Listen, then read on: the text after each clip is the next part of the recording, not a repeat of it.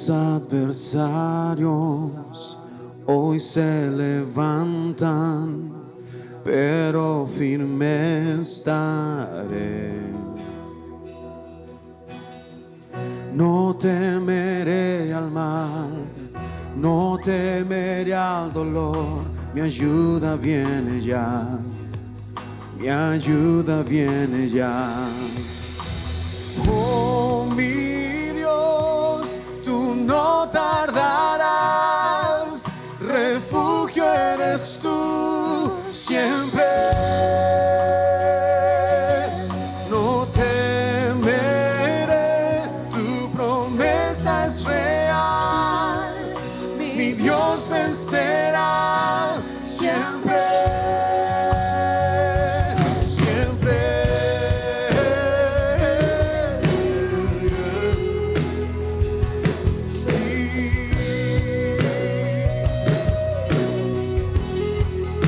Mirada al cielo, escuche.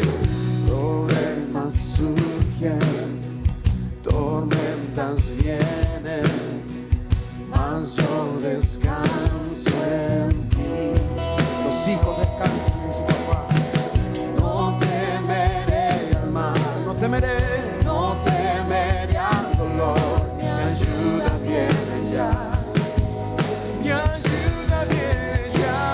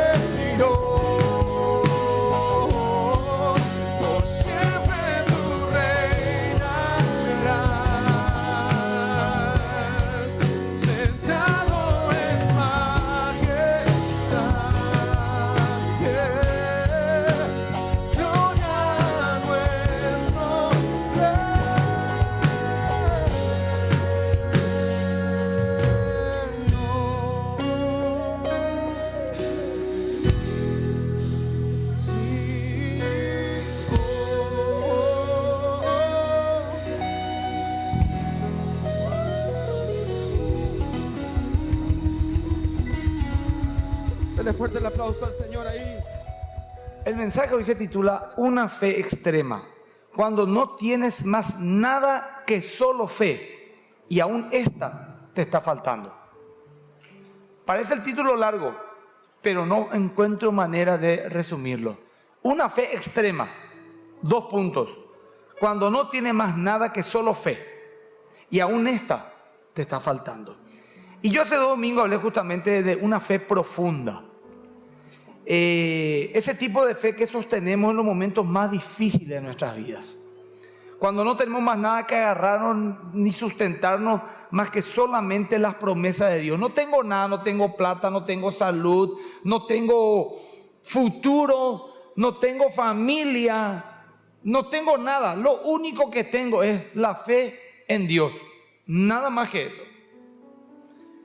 Y la fe empieza, según la Biblia, según Jesús nos enseñó, como un grano de mostaza, que es pequeñísima, casi es como la más pequeña que la cabeza de un alfiler. Pero no nos dice que así nomás tiene que ser la fe.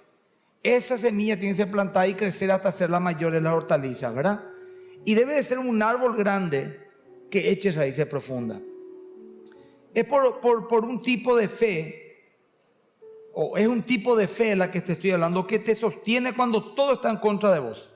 Las circunstancias, la soledad, la total falta de evidencia para seguir creyendo. No hay nada que vos te puedas agarrar. Si esto pasó, esto es una señal de Dios, no nada. Todo está en contra, todo. Hay decepción hacia nosotros, hacia Dios, decepción hacia Dios. Porque a lo mejor no pasaron las cosas como creíamos que tenían que pasar. Decepción de otras personas.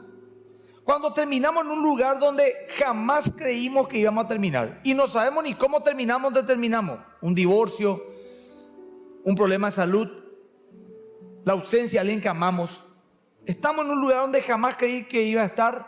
Una situación económica que no merezco estar y que yo no busqué estar. Cuando hicimos todo bien, escuchá bien, hicimos todo bien, hiciste todo bien las cosas, nadie te puede acusar de algo malo.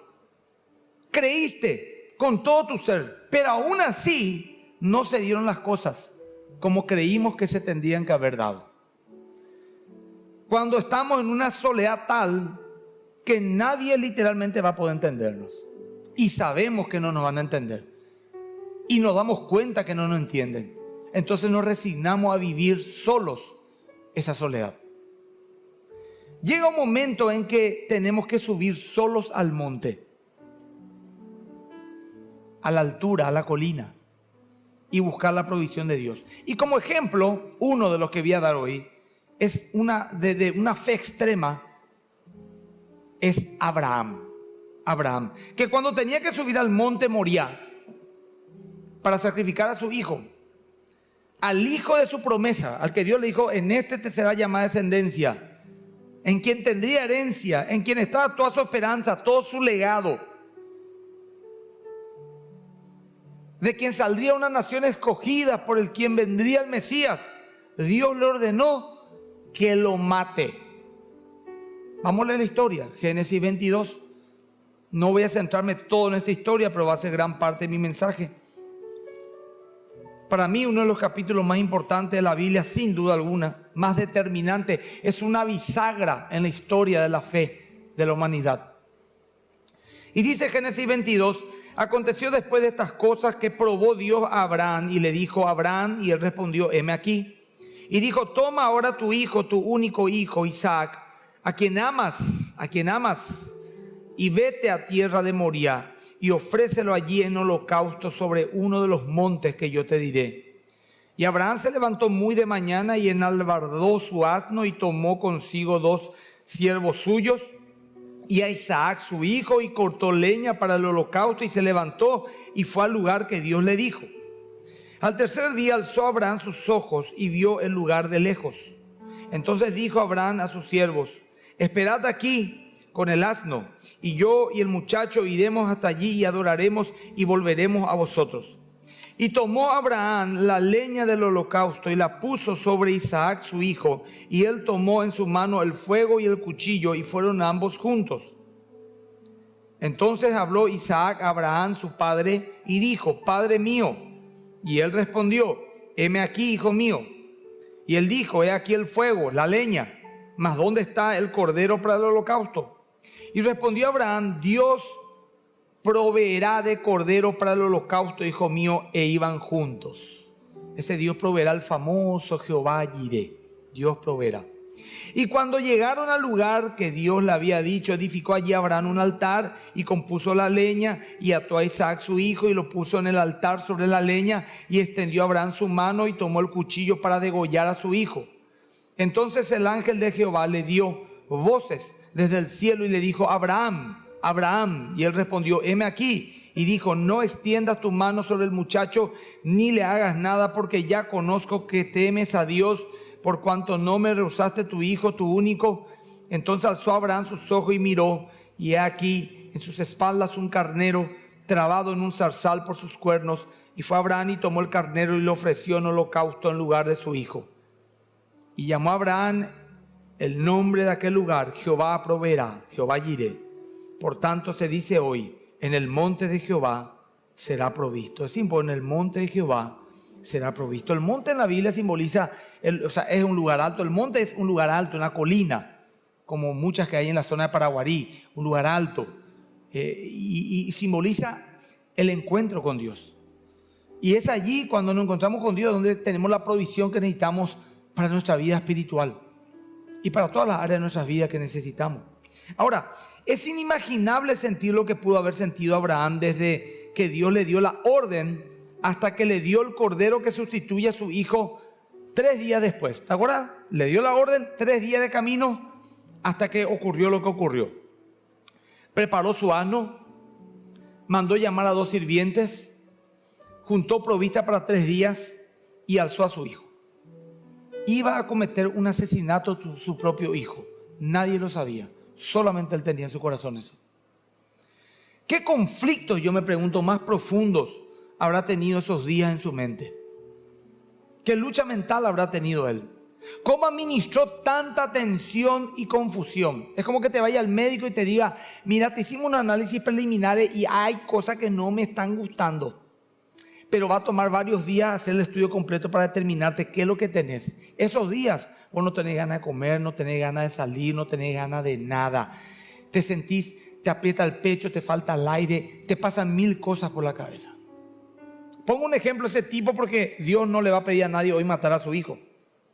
O que te digan que tu hijo está gravemente enfermo y no sabes qué tiene. Papá, me duele la cabeza. Le lleva a tu hijo al hospital, te dicen: hay un tumor adentro. ¿Cómo administras ese momento? De hecho, es algo que le ha ocurrido a mucha gente, incluso en la iglesia. Su mismo Dios, que aborrecía el sacrificio humano, pidió que lo haga. ¿Cómo puede ser eso? Se contradijo. Y si se contradijo, no es Dios. ¿No es un Dios coherente acaso? Mínimamente espero que mi Dios sea coherente. Podríamos pensar entonces que no es un Dios verdadero, porque al no ser coherente no puede ser Dios. ¿Fue mi imaginación nomás? Se habrá preguntado. ¿Vino esa orden del diablo? Porque también se disfraza ángel de luz. ¿Qué dirá Sara después que mata a mi hijo Isaac? A su hijo Isaac. ¿Qué dirá mi mujer?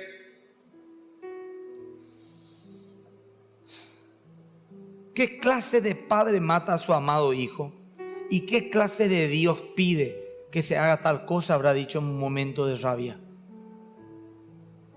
¿Será que concilió el sueño esas noches de camino a Moriah 3 días? ¿Será que comió?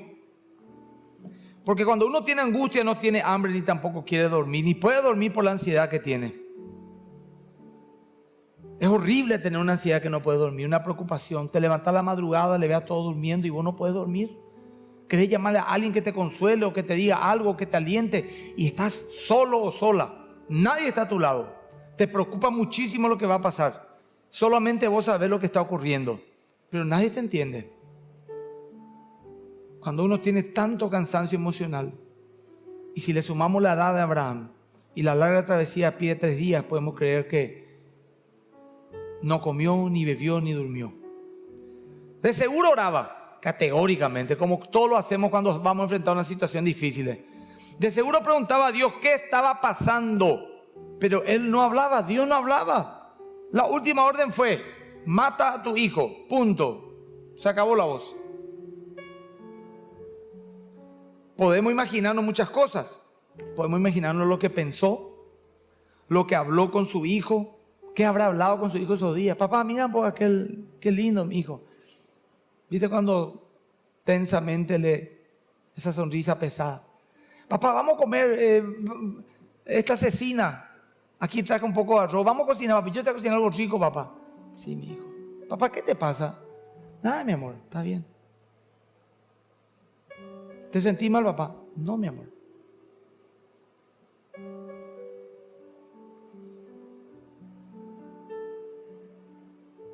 ¿Cómo se despidió de Sara? Porque no se escapó. ¿Qué palabra le ha dicho a su esposa? Capaz que entre días te traiga un cadáver.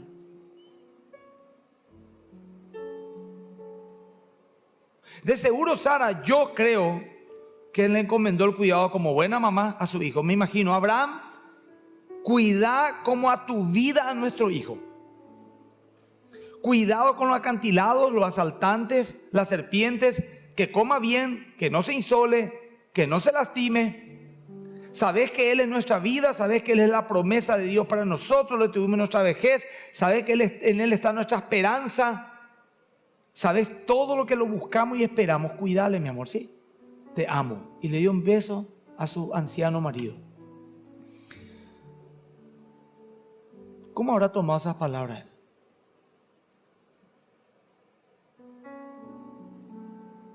¿Se habrá sentido un traicionero? ¿Habrá dicho, qué basura de persona soy yo para hacerle esto a mi esposa, a mi hijo?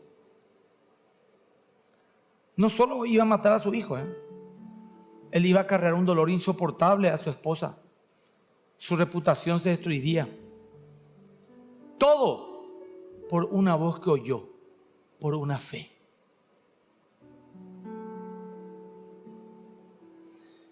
Él no tenía nadie con quien hablar. Él no podía pedirle un consejo a nadie. Era entre él y Dios el tema. Él no podía abrir su corazón con nadie. No podía llamar a un pastor o un consejero a la iglesia o pedir oración al grupo de intercesión o a las antorchas. No tenía nadie que lo aliente, lo consuele o lo desaliente y le diga, esperamos por Abraham, vamos un poco a pensar bien qué es lo que vas a hacer. Nada. Él tenía que lidiar solo en su corazón. Él estaba absolutamente solo con su fe. Solo con su fe. Cuando llega al pie del monte, le dice a sus criados que esperen ahí. ¿Se acuerdan que llevó 2 criados? Llegó al pie, iba a empezar la colina y le dice, ustedes esperen acá. Armaron un campamento, le dejaron al burro y le agarró a su hijo. Subiré solo con mi hijo, con el muchacho. No era un niño. Algunos dicen que tenían 30 años, otros tenían 17 años, pero el punto es que era un adulto. Razonaba, pensaba, preguntó dónde está el holocausto, ya llevó la leña, ya tenía una cierta fortaleza física. Con que tenga 17 años es suficiente para lo que te voy a explicar después. Pero una cosa sí, él era un joven adulto. Le dijo, iremos, adoraremos y volveremos, le dijo a sus 2 guardias, a sus 2 criados. Volveremos. ¿Por qué dijo eso? Porque hasta donde yo recuerdo, la orden no era volverás, volverá, vos volverás. No los 2. Volveremos no está, volveré. Mintió, fue una declaración de fe. Yo creo que fue una declaración de fe. Porque en medio de su confusión, dolor y angustia, él siguió creyéndole a Dios. Y te lo voy a argumentar bíblicamente porque creo que fue una declaración de fe. No es que él sabía, escuchen bien, ni siquiera suponía lo que iba a pasar. Él sencillamente creía contra todo pronóstico la promesa que había recibido décadas atrás, y fue esta: en Isaac te será llamada descendencia. Y como Isaac no tenía hijos, este tenía que tener hijos. Y como todavía no tenía, Isaac no podía quedar en el sepulcro.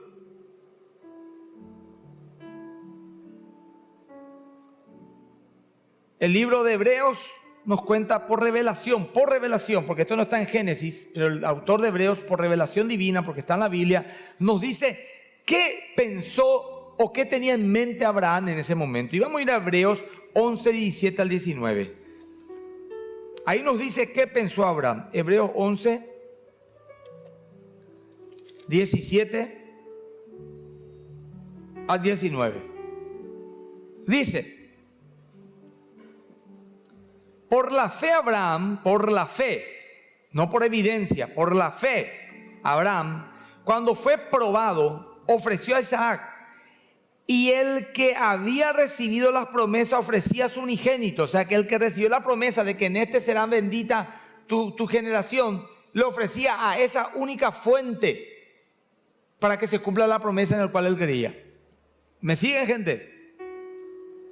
Y habiendo dicho, en Isaac te será llamada descendencia, pensando, aquí está lo que él pensó, y esto es una revelación porque no dice Génesis, entonces Dios le mostró al autor de Hebreos lo que él pensó, pensando que Dios es poderoso para levantar aún de entre los muertos. ¿De dónde? En sentido figurado, también lo volvió a recibir. Acá dice este versículo que Abraham estaba convencido de que iba a tener que matar a su hijo, pero él creía que su hijo resucitaría milagrosamente.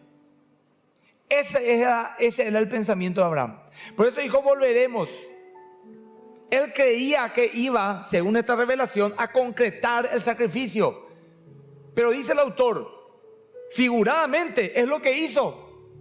No matar, recibirle de la muerte, porque él ya lo había matado 3 días antes en su corazón. Porque de que iba a matarlo, lo iba a matar. Por eso el ángel, cuando la agarra con fuerza, como que ve que está decidido, y Dios le dice: Abraham, cuidado, atendé. Él lo iba a hacer. Como cuando vos le decís en broma a un niño, por ejemplo: apuesto que vos no saltás allá acá, y viene corriendo y parate, di que nomás, le decís, porque te das cuenta que lo va a hacer.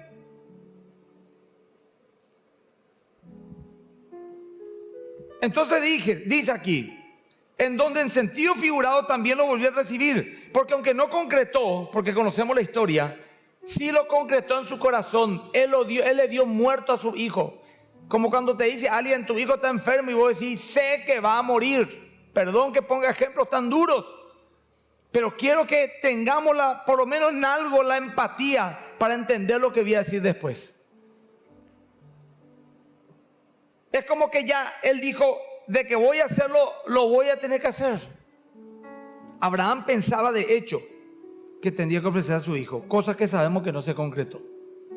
Él pensaba que Dios lo resucitaría, pensando que Dios es poderoso para levantar aún de entre los muertos. Él pensaba que terminaría su sacrificio, pero Dios haría una obra poderosa levantándolo de vuelta, físicamente. Dice el autor de Hebreos: de donde en sentido figurado lo volvió a recibir. O sea que su experiencia fue tan fuerte que aunque no lo llegó a matar, en su corazón sí lo hizo.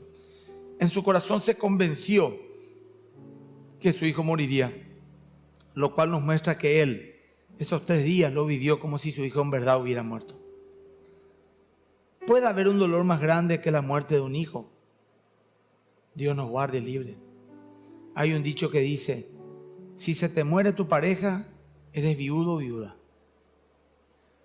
Si se te muere tus padres, eres huérfano o huérfana. Pero si se te muere tu hijo, no tiene nombre. ¿Cómo se le dice a alguien que perdió un hijo? No tiene nombre. Y es como una expresión decir: no tiene nombre el dolor, no tiene nombre la prueba, no tiene... De seguro, en más de una ocasión, todo creyente enfrenta situaciones extremas donde su fe se ve atacada. Y acá quiero entrar en algo más personal, más nuestro. Agradecemos a Dios que esa experiencia no nos toca a nosotros, de que Dios nos pida algo así. Pero a lo mejor no es necesario llegar a ese extremo de experiencia para decir que nosotros, en un momento dado, creo que mi fe es lo único que me sostiene, y encima esa única fe está tambaleando. Todo creyente experimenta eso en algún momento de su vida, porque somos humanos, porque somos limitados, porque somos falibles, porque somos emocionales, pero somos seres humanos. Spurgeon, que era un gran predicador, el príncipe de los predicadores, decía: he pasado momentos en mi vida donde sentía que la punta de mis dedos de los pies tocaba el lago del infierno, dando a entender la terrible angustia que muchas veces él pasaba en sus luchas, incluso contra la depresión. Él vivió tiempos durísimos. Enfrentó 2 pandemias en un lapso de 16 años. Una de ellas mató a la mitad de su congregación. Aparte de las luchas también contra el secularismo galopante que estaba empezando con Charles Darwin, que era su contemporáneo, con otros filósofos ateos que estaban desvirtuando la palabra de Dios, y cómo la iglesia iba claudicando en sus convicciones y su fe.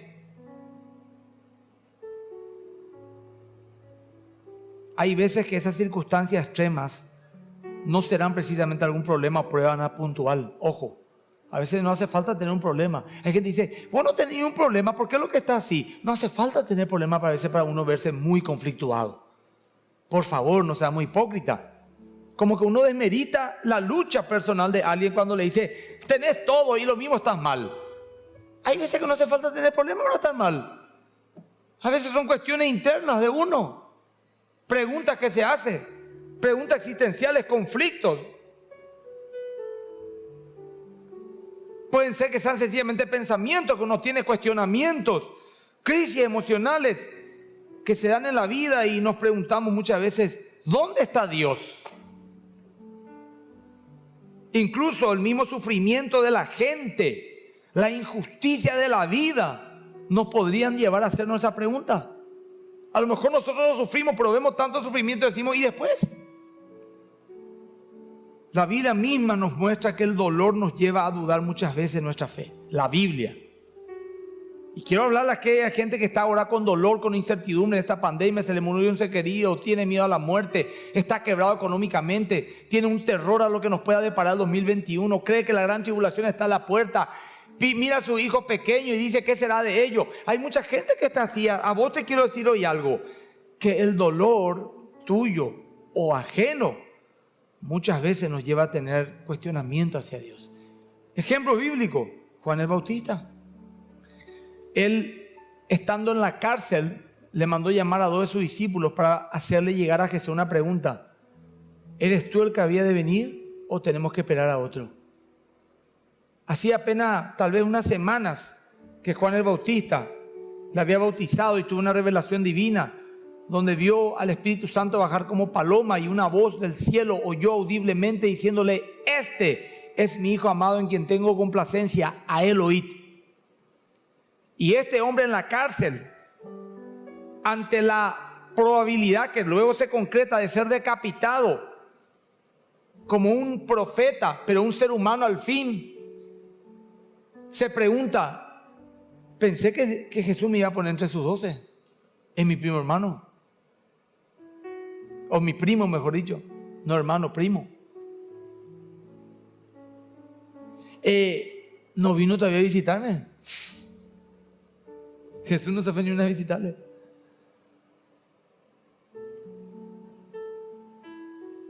¿Saben? Van y sus discípulos le dicen: Jesús, Juan te hace preguntar esto.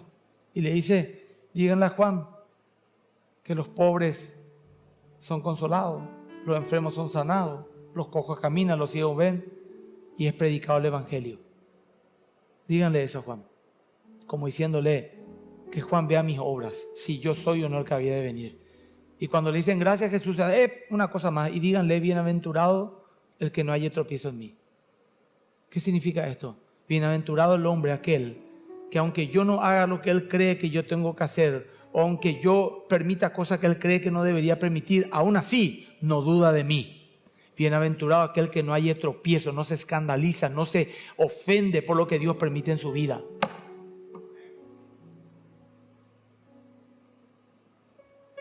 Dios nos guarde y libre, hermano.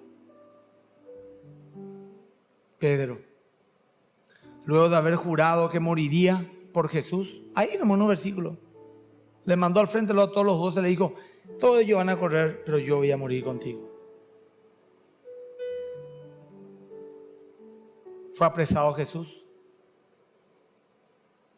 Y él de lejos iba a mirar a Jesús, porque lo amaba, pero se acobardó. Muchas veces somos valientes cuando las circunstancias están dadas. Yo moriré por Cristo. Después empieza. Y una mujer le dice: ¿vos no sos uno de los que andaba con él? No, estás confundida, le dice. Se va a otro lugar, hacía frío, porque en el patio del templo había varias fogatas para calentar a la gente, que hacía vigilias. Iba a ser un crucificado más para muchos, pero era el Cristo. Y va y tapado, y le mira a otra: pero vos no sos. No, juro que no lo conozco. Sumó más ya su mentira. Y por tercera vez le dice: pero vos sos, yo te conozco a vos. Le digo: maldigo. Y luego fue y lloró amargamente, dice. Una vez un pastor, en un momento efusivo de oración e intercesión hace muchos años, dijo: ¿cuántos de ustedes, siervos de Dios, si el Señor permite y nos pone a nuestro hijo arrodillado y ponen un revólver y diga: rechácela a Cristo o disparo? Va a decir: me juego por Cristo. Y el ambiente, hermano, se podía cortar con un gilet. Y yo estaba empezando en el pastorado, pero Dios me dio algo, hermanos, y lo digo con toda humildad, que se llama sentido común. No hace falta llevarle a la gente a un extremo así, a algo que a lo mejor nunca va a vivir. Y le dije: pastor, disculpame, pastor, pero no vaya a producir un montón de Pedros acá. Porque de vergüenza estamos así, y por Cristo, pero cuando ocurra, a lo mejor decimos: le niego. ¿Para qué vamos a imaginarnos situaciones que a lo mejor nunca van a llegar? La Biblia dice que el Espíritu Santo te dará la fuerza en el momento que tengas que enfrentar alguna situación extrema. Y de hecho ocurre. Hay mucha gente que dice: no creí que iba a tener esa actitud en ese momento tan difícil. El Espíritu Santo te socorrió. A vos te toca imaginarte momentos de bendición nomás. Y confiar en que si te toca una prueba, el Señor te va a sostener. Esa por lo menos es mi estrategia mental, porque hay mucho dolor en el mundo y Dios nos guarda. Pero Pedro fue soberbio, lloró, porque era sincero, pero cobarde. Era sincero.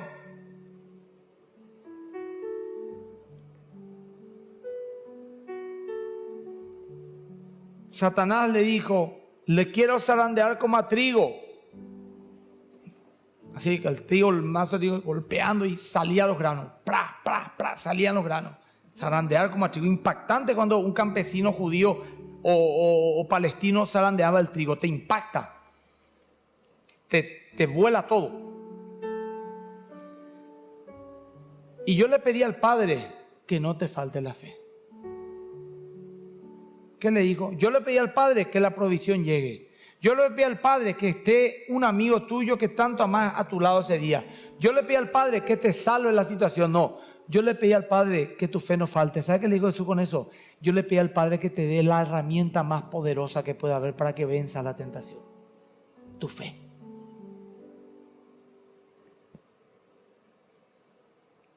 La historia, ¿cómo termina?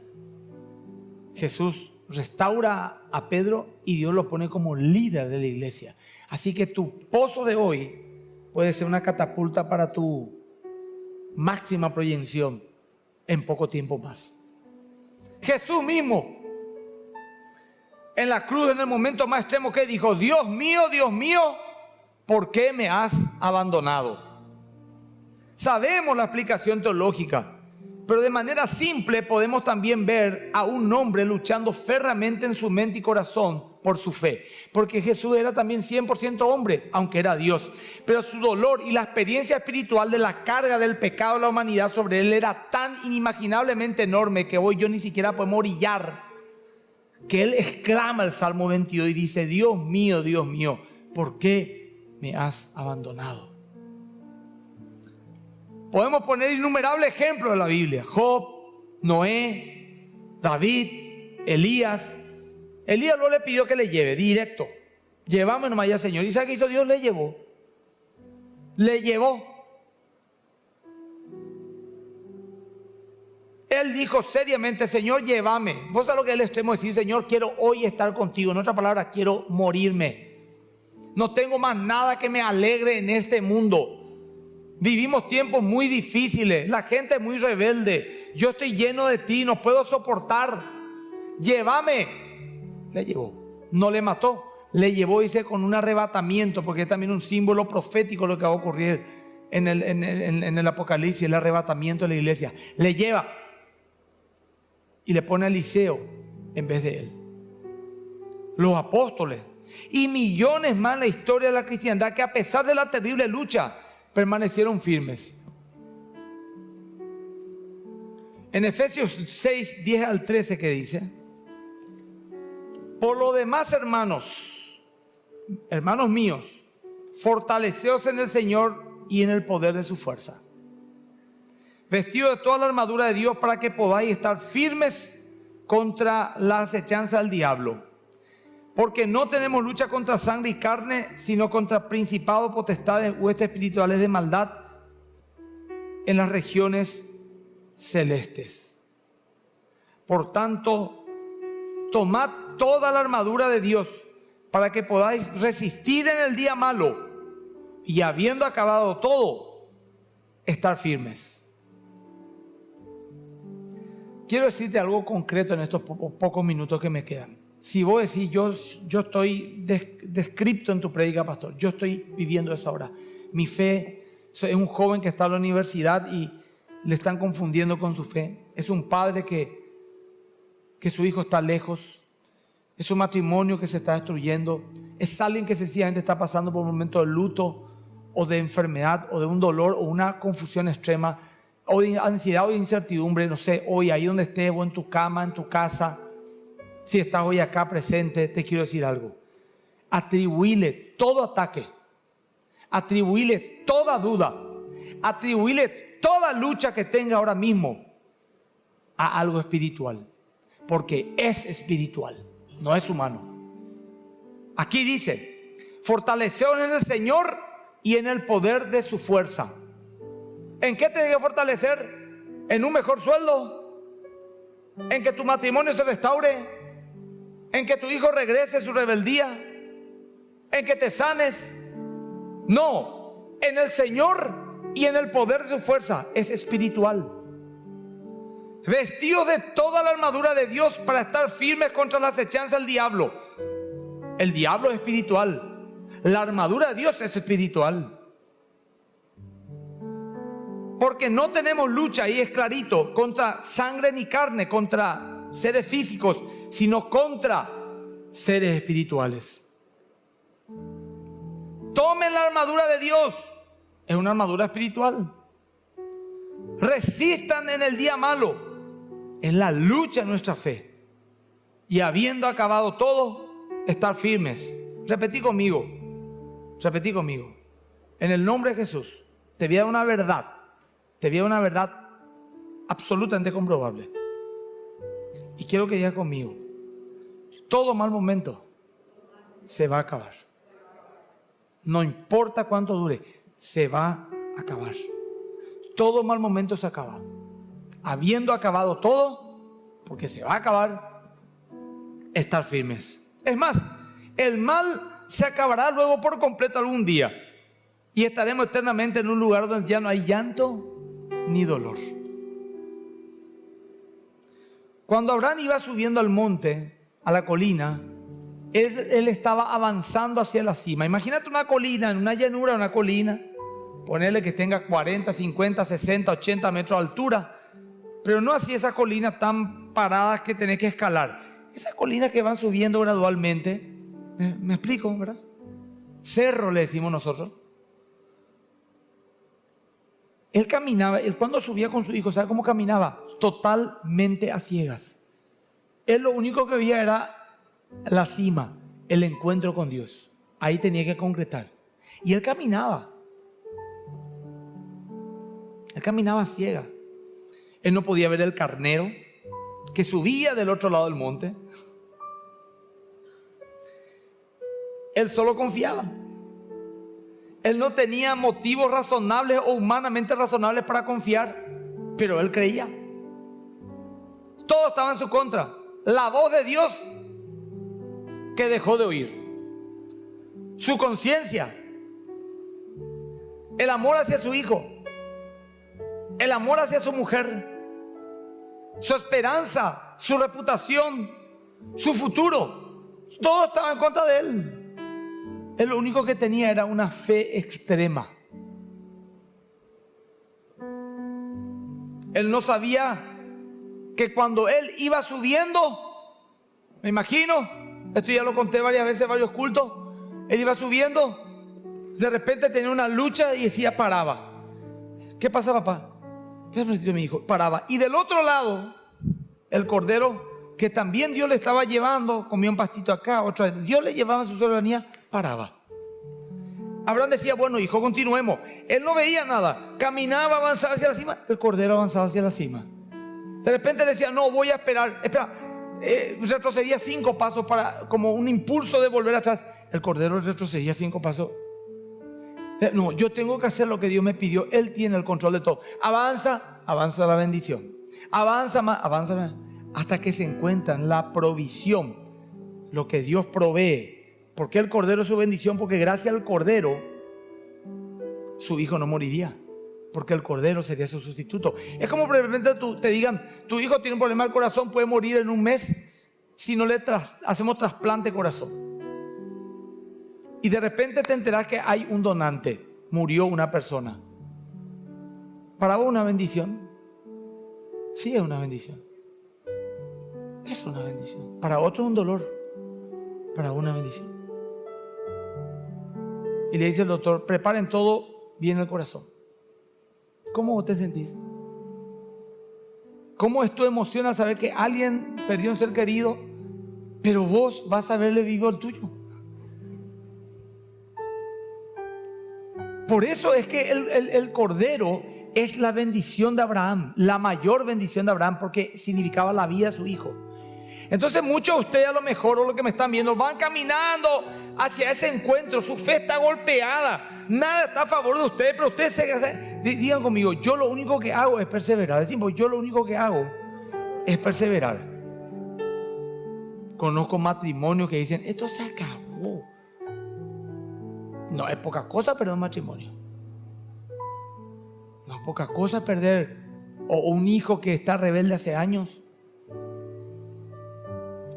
o la muerte de alguien que amamos, o sencillamente la duda.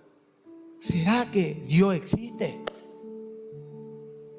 Acá están todos los libros de William Lane Craig, de Rabbi Zacarías. Acá tenés todos los libros de Lee Strobel, de los grandes apologistas, John McDowell. No, ya leí todo. Esto es algo muy, muy espiritual, muy interno. ¿Y Abraham qué hizo? Caminó, llegó. Decí conmigo, obedeció. ¿Qué es lo que le obedeció? La voz de Dios. Hoy te lo voy a poner en forma práctica. Obedece su palabra, aunque nada esté a favor tuyo, aunque te parezca loco y ridículo. Mantenete fiel a su palabra, porque en cualquier momento un ángel te va a decir, ahí está el cordero, ahí está tu bendición. Y sabes que el Señor nos muestra con esta historia, que el que obedece genera movimiento angelical alrededor suyo. El que obedece y el que adora genera movimientos de provisión alrededor suyo. El simple acto de decir, creo. La historia termina cuando Dios impide a Abraham concretar la orden. Es importante aclarar que nunca fue la intención de Dios que lo haga, solo lo estaba probando y lo halló aprobado. Y Dios le dio una salida y un destino glorioso a un hombre de fe que confió en Dios más que en su lógica. Porque la mente humana es un cerebro evolucionado de un simio, te dicen los científicos. ¿Y qué confianza podemos tener en el cerebro de un simio? Cierto, hemos logrado muchas cosas, es brillante la mente, pero es al final humana, carnal, animal. ¿Qué es lo que sabemos? Miles de millones de libros y de ciencias en el mundo. ¿Cuánto es lo que hemos leído nosotros? ¿Cuántos libros? ¿Cuántas ciencias sabemos? ¿Qué conocemos tanto? ¿Cuánto idioma? ¿Cuánta cultura? ¿Cuánta historia conocemos? ¿Qué es lo que sabemos? Nuestro cerebro es una redecilla de 2 metros de diámetro que tiramos al mar. Y lo que sale ahí, eso es lo único que podemos captar de toda la inmensidad del océano. Así también podríamos pasar pruebas muy difíciles y pensar que Dios nos abandonó o incluso no existe. Pero si perseveramos un poco más, de seguro, ahí cerca, frente a nuestros ojos, veremos la salida y bendición. Ahí está el carnero. Abraham, ahí está el carnero trabado en un zarzal. La zarza, ¿te acuerdas qué era lo que ardió cuando Moisés halló? Una zarza. ¿Sabes qué era la zarza? La misma mano de Dios atajando la bendición de Abraham. Y la zarza no son los grandes pinos del desierto, es un yuyo del desierto, lo más insignificante del desierto. La humildad de un Dios que se ilustra en un yuyo. A nosotros queríamos ser cipreses de 40 metros de altura. Esto es también la historia de Dios Padre y Jesús. Un hijo perfecto que obedeció perfectamente a su padre. En el mismo monte, miles de años después, veríamos el mismo cuadro. Solo que en esta ocasión, el puñal bajó en forma de cruz. Dios Padre permitió la muerte de su Hijo por amor y para perdón de nuestros pecados. Quiero orar por vos y que esta palabra te consuele y te fortalezca si estás teniendo una lucha de fe en tu corazón. Quiero que te ponga en pie, por favor. Aleluya.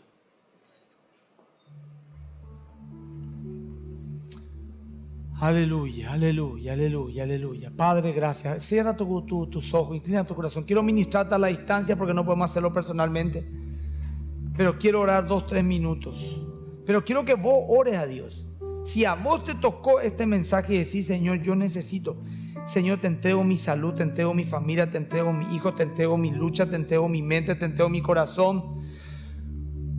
Señor, dame tu paz, como hoy cantaste, era el tema de tu paz.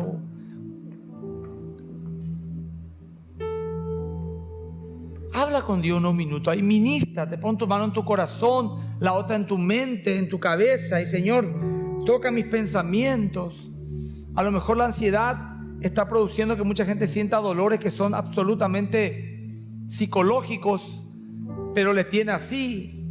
Hay gente que a lo mejor tiene miedo a la enfermedad, a la muerte. Hay gente que está dudando. Alguien le habló en contra de Dios, le argumentó y entró una duda en su corazón. O sencillamente está enfrentando situaciones difíciles, soledad, incomprensión. Gente que no se siente comprendida y se entiende. No todos podemos entenderla a todos. Las emociones son muy difíciles de transmitir. Señor, ten misericordia de mí, Señor Dios. Yo no sé si Dios hoy te va a librar de eso, porque a lo mejor es una prueba y puede durar un poco más todavía. En el nombre de Jesús, Señor.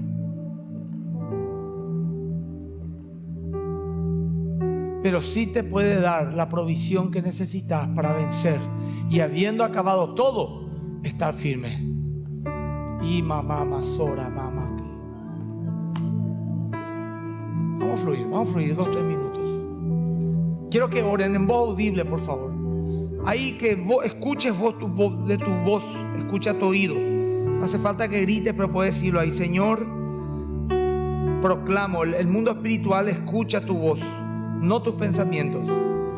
Y en fe declaro, Señor, una declaración de fe, que tú me sostendrás, que superaré esta situación, que me darás bendición, que me darás provisión, que me fortalecerás, que no caeré, que me sostendrás, que estaré firme en el día malo y, habiendo acabado todo, estar en victoria. Te entrego mi causa, te entrego mi cuerpo físico, te entrego mis emociones, te entrego mi matrimonio, mis hijos o mi economía. Te entrego, Señor. Yo no necesito, y aunque lo necesites, yo no necesito plata, no necesito gente a mi alrededor, necesito fe. Y el resto vendrá por añadidura. Tu palabra dice: buscad primeramente el reino de Dios y su justicia, y de aquí saldré, Señor, con una fe firme, fortalecida. Yo lo único que haré será perseverar un día más, un día más. Hoy domingo terminaré en fe, y mañana lunes me despertaré con fe y terminaré en fe, aunque todo esté en contra. Porque es la lucha de mi fe, como Abraham, como Isaac, como Noé, como los apóstoles y como millones de seres humanos que hoy están pasando una aflicción. Y yo te doy gracias porque no me encuentro solo como Abraham. Tengo una iglesia, tengo tu Biblia, tengo hermanos y hermanas que pueden consolar, tengo alguien que me pueda abrazar. No estoy solo en ese sentido, Señor, pero fundamentalmente te tengo a ti. Te tengo a ti. Y para aquellos que están viendo la tele y dicen: yo no soy un creyente, nada, quiero guiarte a una oración. Dile: Señor Jesús, en esta mañana vengo ante ti, reconociendo que soy pecador, reconociendo que he sido rebelde, y te entrego mi vida y mi corazón, Señor. Límpiame. Dile: límpiame con tu sangre. Y te ruego, Señor, que tú seas el dueño de mi corazón y el Señor de mi vida. Recibo tu Espíritu Santo ahora en el nombre de Jesús. Dile: recibo tu Espíritu Santo y rechazo a Satanás y sus dardos de fuego sobre mi mente y mis emociones, en el nombre de Jesús. Aleluya, aleluya, aleluya.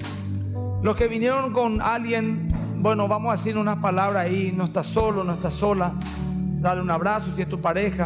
Si hay problemas, pídanse perdón, díganse una palabra de fe. No estamos solos, Dios está con nosotros. Salimos fortalecidos hoy, gloria a Dios. Démosle un aplauso al Señor, ¿sí? Gracias, Señor, por este día.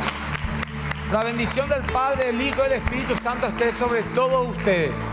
Que tengan una semana de gran victoria y podemos retirarnos en paz. Que el Señor le bendiga a todos ustedes. Gracias.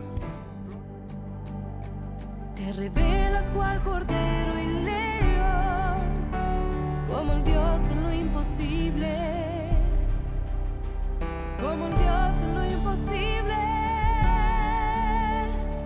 Abres camino donde no hay, fluye tu río, ya no hay más sequedad.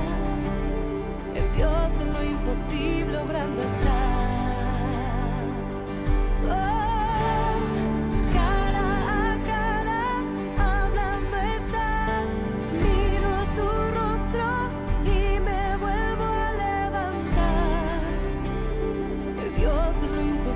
Obrando está.